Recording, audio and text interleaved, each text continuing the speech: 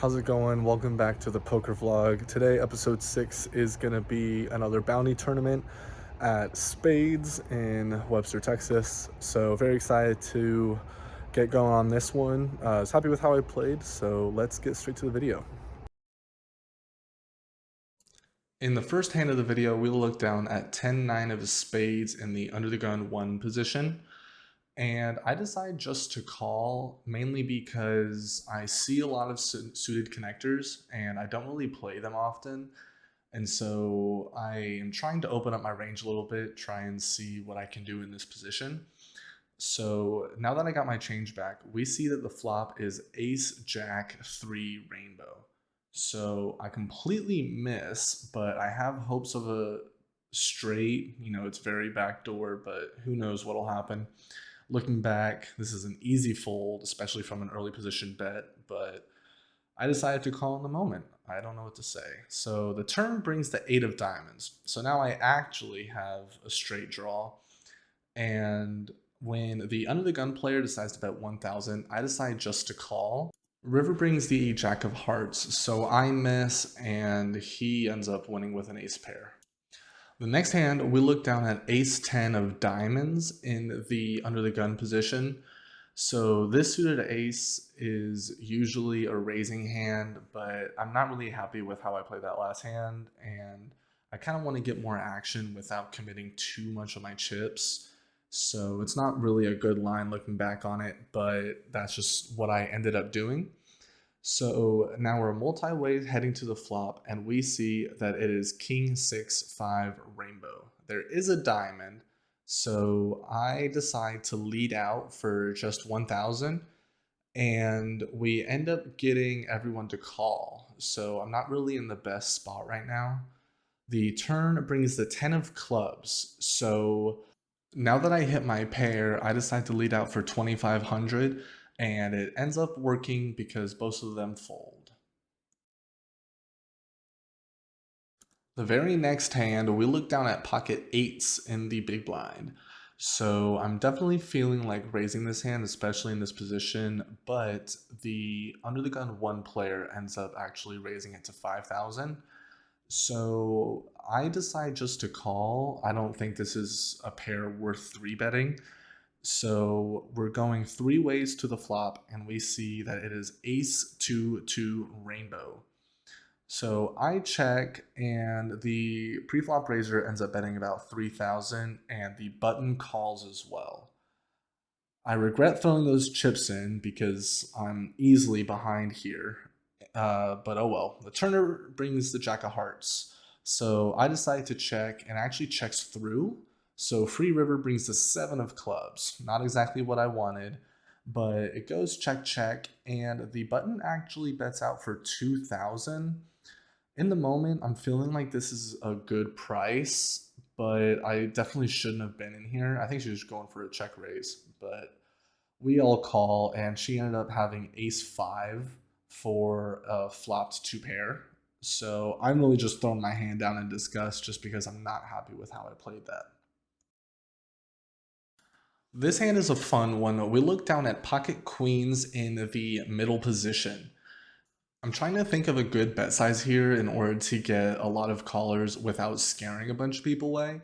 So I end up settling on 1,200, which is only 3 times the big. I think I could have bet out way more, probably, 2,500, maybe 3,000. Probably wouldn't get as many callers, but I would still get some more into the pot. So now that we're 4 ways to the flop, we see that the flop is 8-6-3 with 2 diamonds. So this board strongly favors my hand, so I continuation bet for 3,000. Definitely a big size compared to my pre-flop raise, but then the next guy bumps it up to 8,000. So he surely hit some of this. Try and slow it down a little bit. The turn brings the 2 of spades, so I check, and he ends up betting out for 10,000. So I easily could have gone for a check raise here, but in the moment I decided to call. And we end up going to the river, which is the 9 of spades. So I decided to check, which I should have gone all in, but he checks back, and we take down a good pot. This next hand, I was late on getting the pre-flop action and everything, but in a low jack, I raised pocket eights up to 2100. Raising this lower pair at a higher value, I think it really strengthens my hand. So that's why I go for a higher raise here. And the flop brings 10, 7, 4 with two hearts. So it ends up checking around, and we get to see a free turn, which is the 7 of clubs. Now with a pair on the board, I decide to throw out a bet of 3,000.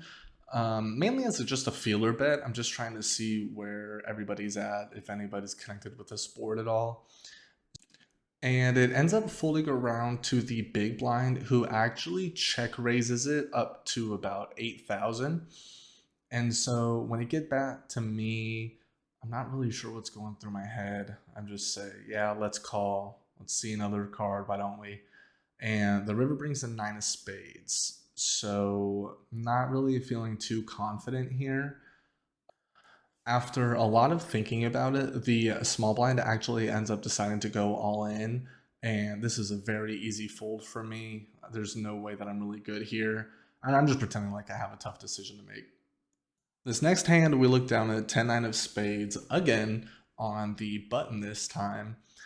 I end up deciding to call, which, now that I watch it back, there's definitely an argument to be made that this could be a raising hand in this position, especially with so many people limping in pre-flop. But I am short stack and I'm trying to tighten up a little bit. So we go to the turn, and it's 5-3-3 with a spade there. It ends up checking all the way through, and the turn brings the 5 of spades. So double paired board, and the flush draw is definitely there. It checks to the big blind, who ends up betting 1,000, and he gets 1, 2, 3 callers as well. So now that the small blind is out of there, the river brings the 4 of spades. So I end up hitting my flush. Granted, it is a double paired board. If it ended up calling over to me after the big blind raised 1,600, then I was deciding to go all in, but then the hijack ends up betting out about 20,000. So I'm in a weird spot because I feel like if she had a full house or something, she would have bet more on the turn, and that would make the river bet make so much more sense. But I'm just in a really weird spot here, so I end up counting it out, and basically has me covered by like 200 or 300 chips, so it's not that much. It ends up folding around to the hijack, who wants to see my cards first, even though I called her, but I table my flush, and she slowed rolled me with that ace 5. So on to the next bullet. On to bullet number 2. First hand I look down at is 8 deuce offsuit. So I'm easily going to go all in here. I'm just kidding. I'm not that dumb. But I end up deciding just to call, really just to try and see a flop and, see what happens. I'm in the small blind. Might as well protect it, right? So we get to the flop, which is ace 3 deuce rainbow. So I end up hitting bottom pair, and with an 8 as a kicker, I decide to check. And it checks through to the turn, which is a 2 of clubs. And now I need to bet for some value. Granted, only one big blind isn't really value, but I have trips here and I need to get some sort of value from it. So the big blind ends up folding, and then the hijack actually takes a really long time, but he ends up deciding to call. Same with the cutoff and the button. Onto the river, we see the river's 4 of clubs. So any 5 does get there with a straight, but if I bet with my 2, I could be repping, ace 2 or, 3-2 or something like that. I decide leading out for 6,000, and we end up actually getting everybody to fold. So nice little small blind special came my way, and let's go to the next one. After a table change, I look down at ace jack of spades in the middle position, And when the guy before me ends up betting out for 8K, I decide to bump it again up to 15. Uh, Again, because I'm such a short stack, I need to be getting value really anywhere that I can. So I bump it up, and then he is the only one to call. So we are heads up going to the flop, and the flop is ace, queen, eight with two hearts.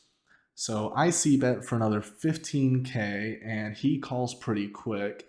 And then the turn brings a two of clubs, essentially a brick. I go all in, and he folds. A lot of time goes by, but we look down at ace king offsuit in the under the gun one position.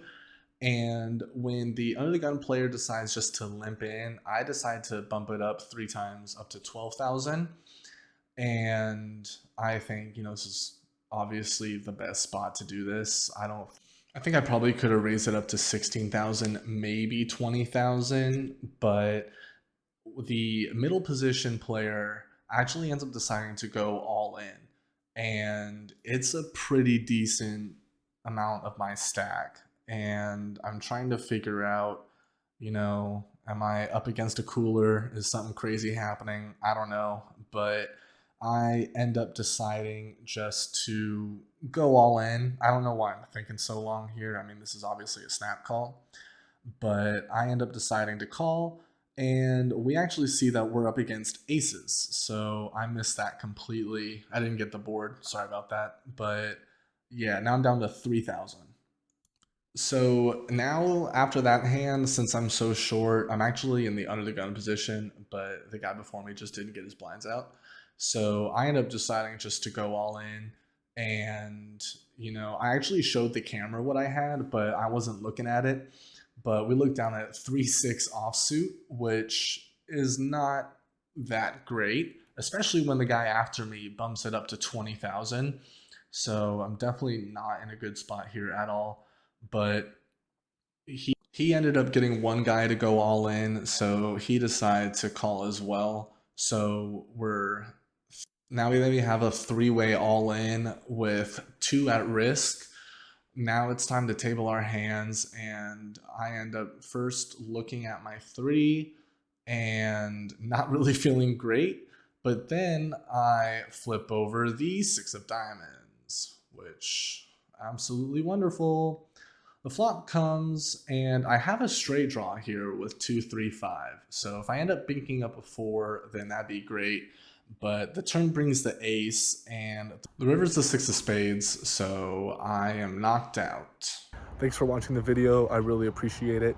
If you could please like, and if you haven't already, please subscribe as well. I really appreciate the support, and I'll see y'all on the next one.